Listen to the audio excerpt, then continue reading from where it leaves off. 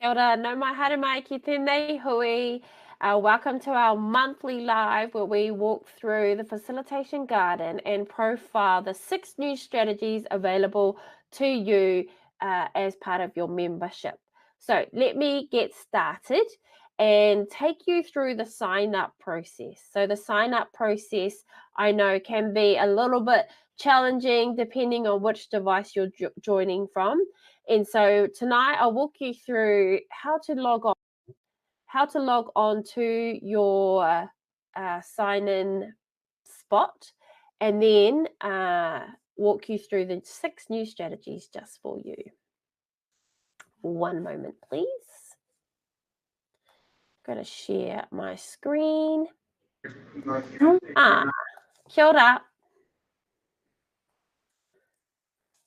I'm going to share my screen and look at what we have, the process of what to do when we sign on. So if you are signing in from a device, you can log in. If you go to cultivatingculture.co.nz to our homepage here, up in the corner, if you're not logged in already, you'll be able to see the login button up the top here. Once you log in, you just put in your credentials, your email, your password, and push submit. So if you've signed up to a number of our courses, you'll be able to see those available to you. But if you pop in here to the Facilitation Garden, go view course, you'll be able to see this homepage. So I'm going to walk you through what's new in the garden tonight using this homepage and the what's new category. So if you go up to the what's new category and you click here, these are the 6 new strategies available to you today. So 6 new strategies based on the 6 categories that we have: planting, preparing, nurturing, harvesting, watering, and one more. So every month we drop 6 new strategies for you to have a play with, to watch the videos, to ask any questions, and to let us know what you've used and what emerged for you. So the first one, if we have a look at that, is nature reflections. And it's a really cool one that I've just used in a workshop I ran nationally, inviting people to look at the images,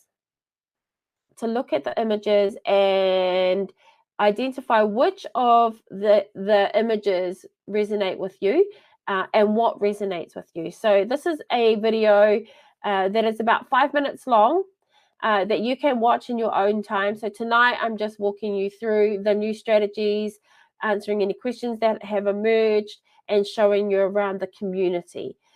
For this particular webinar or strategy, I'm going to just talk about, without playing the video, because you can watch the video in your own time, but why we might use it. Oh, let me just pause that. Why we might use the strategy and how we use the strategy. So the nature reflections is just a quick way to get insight from everybody in the room, get some ideas from everybody in the room. And this particular one, if we look at the purpose, is to reflect. And nature has a really great way of calming people. So that's why I've used the images you see here. So based on the strategy, all you do is you invite your people, have a look at these images, and identify which of these images resonates with you and why. And so the other day when I used this in a national online meeting, we had different kōrero, different stories from different people, identifying which of them resonated for them. But also it's a way to just see what's on top for people at the time. So some of the scenarios we heard were, I like the sun going down or the sun emerging, because I feel like I'm in a space where I want to learn new things. Or I feel like the the rocky water pops out for me because I'm going through some stuff that I need to get my grounding for, or I need to get my foot grounded for. But clouds, so nature's a really wonderful way of for using a metaphor that highlights how somebody might be thinking about a particular topic, or and automatically calming. So in a meeting, if you pull out these images, people instantly use their experiences based on what their lived experience are in nature, and it's an instant calming strategy, right? And it doesn't take too long in your meetings to facilitate. But what I also want to show you is what you can do here is look at, I've created, so all the images are available to you in a PDF download. So you can also print these particular images in A4 size, so that you can download them at a later time and maybe print them. So they're this size. You can download them from on top. If you see our downloads button, you can print these down and into A4 and laminate them if you like. You can also download what they look like on your screen, and comprehensive instructions for you to take and have a read through with some prompts, how you might ask questions, how you might facilitate, how you might look at what's on top for everybody. Ka pai. So that's strategy number 1. We've got 5 more to get through. Let me click back. And the next one is final word strategy. So this one is a bit geeky, and I admit I'm a bit geeky. So I do like this one because, I mean, it's one of my favorite ones that I've done, because you read the same article, you read the same book, and you identify what people think about the book, what people think about the learning in the book, and what's on top for them in terms of their own learning. So just recently we have hosted at our house a collaborative coaching seminar. So basically a bunch of coaches have come together, and we've used the book Coaching Habit as our text. So each of us has this book, and the task was to read 3 chapters and then come back together. As part of that, we're reading the book in our own time. We're not taking too much time up of our meeting, and we're looking at ways that we can learn together. And so the quote that I use actually for this particular one is, the most effective way to strengthen a team is to powerfully and simply enhance their capability to learn together, by Graham Winter in Think One Team. So learning together trumps team building exercises. It trumps shared food, although that's always great. It trumps a lot of other ways that it trumps vision even. So learning together trumps most other strategies for building team effectiveness. So this is a really great way to do that. The first part of the process is to choose something that you're all going to read. And the reason why I say encourage people to read the text before they come to the meeting is so that they can read it in their own time at a time that suits them. So I'm definitely someone who likes to read in the morning. My husband likes to read at night. But you're giving people the autonomy to get through the book at their pace in their time. And so choose the book, or the text. Could be an article, could be a newspaper cutting, whatever. And then you decide to meet, whether it be online or face-to-face, and you encourage people to highlight the key themes for them. And in this particular one, what we noticed actually was when we encourage people to highlight their same themes, what we saw was some of us actually highlighted the same text in the book. So the same text in the book was resonated for most of us. And so this is what you'll see in this particular strategy. When you all read the same book, what you walk away with might be similar. So the next part of the process is that one person decides to go first, and then they share the quote that jumps out at them. And you might have lots of quotes, but you're just choosing one. For the sake of time, you're just choosing one. And so read out your quote, and then that's all you say. So you just say, this is what I want to share. Tell less, ask more. Your advice is not as good as you think it is. So you gift that quote to the group, and then everyone has a turn at sharing their ideas around what they think that means or what resonates for them. That way you're hearing from everybody in the group, and you're also not hearing from the people who like to talk the most, but you're getting different interpretations of that same particular quote. That's where the learning happens. I see this quote and I think, someone else thinks something else, someone will add, or if they don't want to add, they can just pass. But by the end of it, you've got 5 or 6 different variations of what they interpret that quote to be. And so by the part of the process then is to wrap up, summarize what your friends have said, and then tell people why you chose the quote. So that's probably one of my favorite quotes for my favorite strategies for learning together, learning collectively, hearing and learning other people's perspectives on the same book, the same chapter, the same article. Kapai. So the next one in our strategies, with only half an hour, it's going to be tricky for me to get through all 6. So we'll just quickly move on a bit faster. My next one is ideas on the table.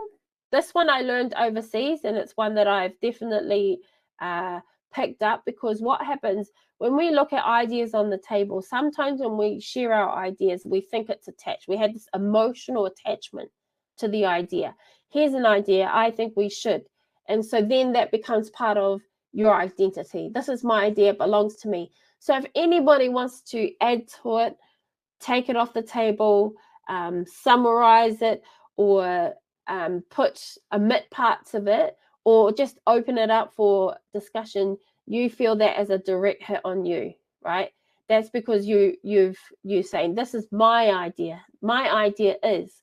But if you can reframe that and say, here's an idea for the table, and metaphorically, here's an idea for the table means that it's open for everybody and it belongs to the group. So there's an agreement that any idea that hits the table belongs to the group. Therefore, I won't be personally attached, whether that idea goes forward or not, whether that idea is added to, omitted, changed up. I won't get emotional about it. This helps the growth in terms of ideas. Sometimes we stop putting ideas out there because we fear of it being rejected.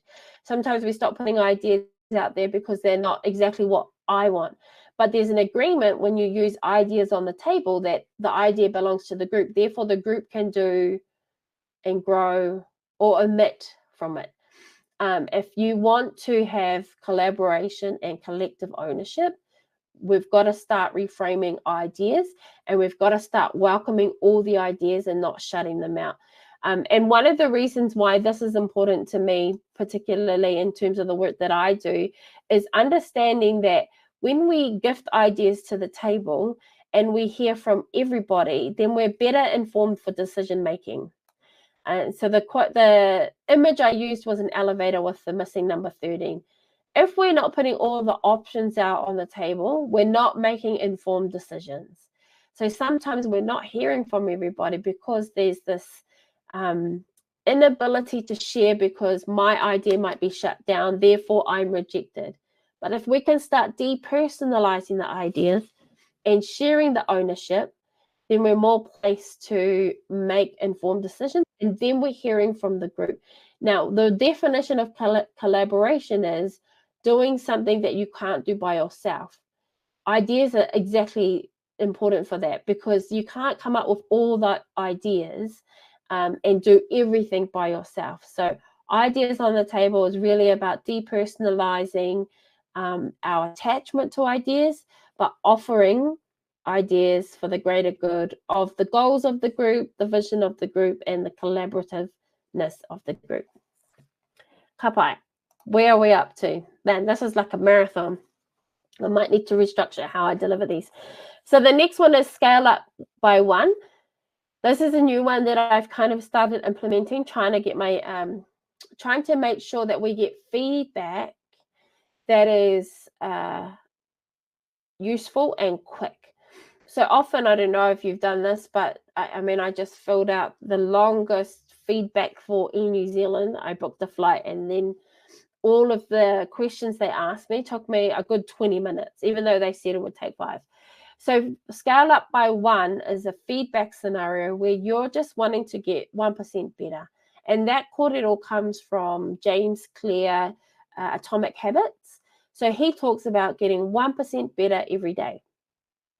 And so when we look at getting 1% better every day, we only just want to improve a little bit. And the idea is that all the little 1% add up to significant progress over time, rather than going hundies and then giving up.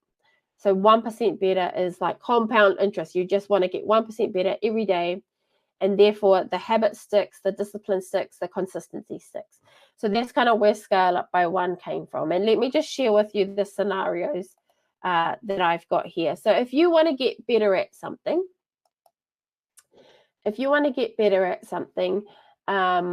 you want to ask, like, you want to ask somebody, hey, how would you rate my ability to listen? On a scale of 1 to 7. Now, I'm intentional about 1 to 7 because too many scales in our world are 1 to 5 or 1 to 10. 1 to 7 disrupts our thinking a little bit. It makes people tune in a bit more because it's odd. Normally, people don't use 1 to 7. So already you've got their attention. And attention is our greatest currency these days. So on a scale of 1 to 7, how would you rate my ability to listen? Now, if they came in and said, oh, I think if they're really nice, they say, I'd give you a 7. Then you say, cool, thank you. What's one thing I could do to move to an 8? Now, I know we've said, okay, it's a 7, a scale of 1 to 7, but all you're asking for is to scale up by 1. What's one thing I could do to scale up to an 8? Or if they said 2, what's one? You say, thank you for the feedback. What's one thing I could do to scale up to a 3? So you're just looking for a minute behavior shift that you can use to inform you of how to scale up in your listening. So it's all feedback for growth. Feedback is the best tool for us to grow and develop. So then this particular scenario, the person's given them a 7. The person still asks for 1, scale up by 1 for an 8. The colleague might say, honestly, you're already doing great, but perhaps you could give more space for thinking before asking the next question. There's always something we can improve on, and I think that's the key here. Nobody is a finished product. We're all a work in progress, and we're all evolving. So there's always something we can improve on. Then the leader might say, I appreciate that suggestion. I'll make an effort to incorporate more nonverbal feedback. So I guess why this is an actual strategy that I've implemented and come up with is that sometimes when we get a lot of feedback, it gets overwhelming, and you get so overwhelmed you don't do anything with it. This is just quick, really small bites to help us to action. It's quick, small bites to help with our consistency and wanting to get better. Ka pai. So let's have a look what else is in here. Oh, yes. So the next one is a visual agenda. So a visual agenda is something that I totally love myself, knowing that I love visuals, right? Like I'm definitely someone who appreciates visuals to help me learn. And so with this particular strategy, it's like any meeting you have to help frame up, to ensure that there's clarity, to ensure that people know what's coming up next. They know whose decision is it to make, who's responsible. This is another way to have that happen. And I'm just going to fast forward, if I may, to what visual. So around the world, I've been doing thinking collaborative training, adaptive schools training, and part of their kaupapa, part of how they roll is through visual agendas. And so these are some of the examples of the visual agendas. And as you can see, they are beautiful and they take time to present. But what this demonstrates to your people in a meeting is that this is the agenda. I'm going to show my respect for your time by creating a visual agenda. But for some of us who are in meetings where there's high energy or very passionate people, using the visual agenda as a source of as a source of energy can be quite helpful. So when you're delivering something and there's some high passionate people, so aka grumpy people, just even pointing to the agenda can switch the energy out, and it can move the energy from a me and you thing to a me, you, and this visual agenda. And so it helps people stay focused on what the kaupapa is about, but it also helps move the energy. If there's a negative energy between me and you, it switches it out, right? It pushes the energy to the third person, so they're not directly looking at you, but at the agenda. So that's a quick tip we call it third point communication. So even if it's a conversation one-to-one and you have something on the table, even just pointed to something on the table can switch the energy out from the tension building up between two people. Kapai. Wow, this time's going fast. So what's the last strategy, if I may, is roles and responsibilities rundown. And I mean, this is pretty straightforward in that delegating responsibilities in a team meeting can absolutely help. Make sure that there's clarity, make sure that you're keeping on task, make sure that people have some ownership of the meeting. And so basically it is about delegating people to do different roles. And in fact, I was talking to a really kayako today about even just gifting people. How I frame it is gifting people responsibility, gifting people leadership opportunities. Instead of you always as the leader doing all of the mahi, reframing it from delegating to gifting people leadership opportunities, gifting people growth, helps share the love in terms of what's required of the roles and responsibilities. And so this is another video. It's only 5 minutes long for you to have a look at if you're looking at how you might be able to do that in your teams. And again, any strategy in here will have a comprehensive instruction sheet with a process, with what you need, with any questions that might be emerging, with any clarity that you need. So, and if you go through if I may go back to the Facilitation Garden, any of these strategies that you feel are definitely ones that you will use in the future, I encourage you to star it or favorite it if you like. So one word probably is my favorite strategy of all time. You can come in here and push the star, and then what that does is it brings you, if you can see up on the screen, brings you over here, and when you click my favorites, all of your favorite strategies will be here. Right now there are 30 strategies, 30 videos that I've recorded for you to look at different strategies in your in the garden. Each month we drop another 6, and there's hundreds, if not 1,000 strategies that I still want to add to our garden. So the reason why we're building it up is because if I put 1,000 in here, you'll be totally overwhelmed. But what I have done is created so that there were 18, there were 24 strategies in here last month. Then we add another 6, that takes us up to 30. It means that you have time to explore, have a look around, ask questions, identify which strategies are important to you at this time so that I can be responsive to you. And we can add them bit by bit so that you're growing with the garden as well. And just before we wrap up, I do want to quickly take you to our community. So this is our community where you can come in and you can introduce yourself in here.